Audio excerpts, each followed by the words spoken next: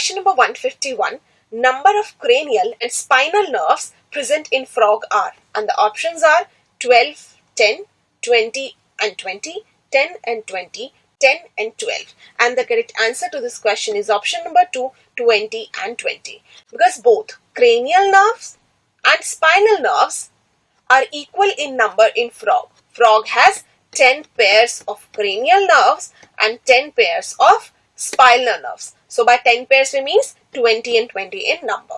Let's discuss rest of the options. The very first option given is 12 and 10, and this cannot be a correct answer to our question. The next is 10 and 20, and this cannot be a correct answer to our question. And the last option is 10 and 12, and this cannot be a correct answer to our question. 12 pairs of cranial nerves are present in amniotes.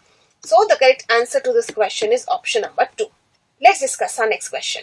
Question number 152. Select a pair of bacterial diseases in the given options. And the very first set of disease is syphilis and genital warts. And this cannot be a correct answer to our question because genital warts is a viral disease and not a bacterial disease, although syphilis is a bacterial disease. The next set of disease is clap and rabies, and this cannot be a correct answer to our question because rabies is a viral disease whereas clap or gonorrhea is a bacterial disease. The next option given is chancroid and typhoid, and as it is a correct pair of bacterial diseases, so this is a correct answer to our question because both chancroid and typhoid are bacterial diseases. The last option given is diphtheria and common cold, and this cannot be a correct answer to our question because common cold is a viral disease which is caused by rhinoviruses, whereas diphtheria is a bacterial disease. So the correct answer to this question is option number 3. Let's discuss our next question. Question number 153. Among the given hominid fossils, which one had the largest cranial capacity? And the first option given is Homo erectus. And fossil studies suggested that cranial capacity of Homo erectus was 900 cc. Next option is Australopithecus africanus, and cranial capacity of Australopithecus africanus was 650 to 800 cc.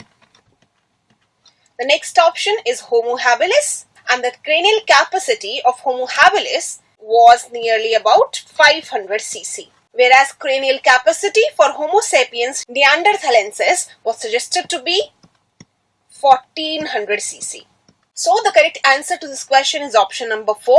Among the given hominid fossils, largest cranial capacity was that of Homo sapiens neanderthalis, whereas option number 1 cannot be a correct answer, option number 2 and 3 cannot be a correct answer because their cranial capacity was 900 cc, 650 to 800 cc and 500 cc respectively. So the correct answer is option number 4.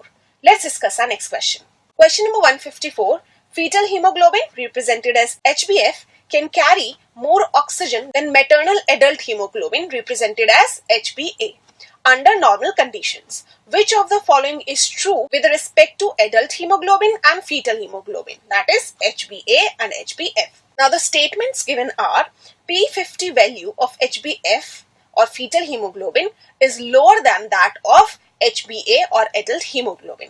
And if we will have a look at the oxygen hemoglobin dissociation curve, then on x-axis we have oxygen partial pressure, on y-axis we have percent saturation of hemoglobin with oxygen. We can clearly see that this red graph represents adult hemoglobin, which is HbA, and this blue graph represents HbF. And we can clearly see that P50 value for fetal hemoglobin is lower in comparison to P50 value of adult hemoglobin. What is P50 value?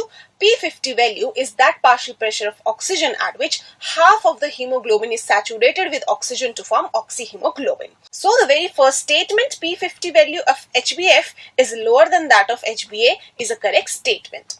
The next statement given is P50 value of hemoglobin A, adult hemoglobin, is lower than that of fetal hemoglobin. And this is an incorrect statement because as we have just discussed that P50 value of fetal hemoglobin is lower than P50 value of adult hemoglobin. The next statement given is oxygen dissociation curve will shift to the left side upon increase in pH. And this is a correct statement because we know that factors like increase in pH or decrease in hydrogen ion concentration, increase in partial pressure of oxygen, lower partial pressure of carbon dioxide, or low temperature are responsible for shifting oxygen dissociation curve to the left side. On the contrary, decrease in pH will shift the curve to the right side. So this is a correct statement. Next statement given is oxygen dissociation curve will shift to the right side upon decrease in PCO2, and this is an incorrect statement because decrease in PCO2 will shift the curve to the left side. That means it increases the affinity of hemoglobin for binding with oxygen. On the contrary, increase in PCO2 will shift the curve to the right side. So this should be increase in PCO2. Now choose the correct option, that is the option which represents true statement with respect to adult hemoglobin and fetal hemoglobin. The first option given is A and C, and this is a correct answer to our question because statement A and statement B are true statement. Next option is A and D, and this cannot be a correct answer because statement D is an incorrect statement. Next is B and C, and this cannot be a correct answer because statement B is an incorrect statement. And the last option given is B and D, and this cannot be a correct answer to our question because both B and D statements are incorrect. So the correct answer to this question is option number 1. Let's discuss our next question. Question number 155. Choose the odd one with respect to number of skull bones. And the options given are nasal, zygomatic, maxilla and mandible. And the correct answer to this question is option number 4, mandible. Because nasal, maxilla and zygomatic, they are paired bones, whereas mandible is a single unpaired facial bone.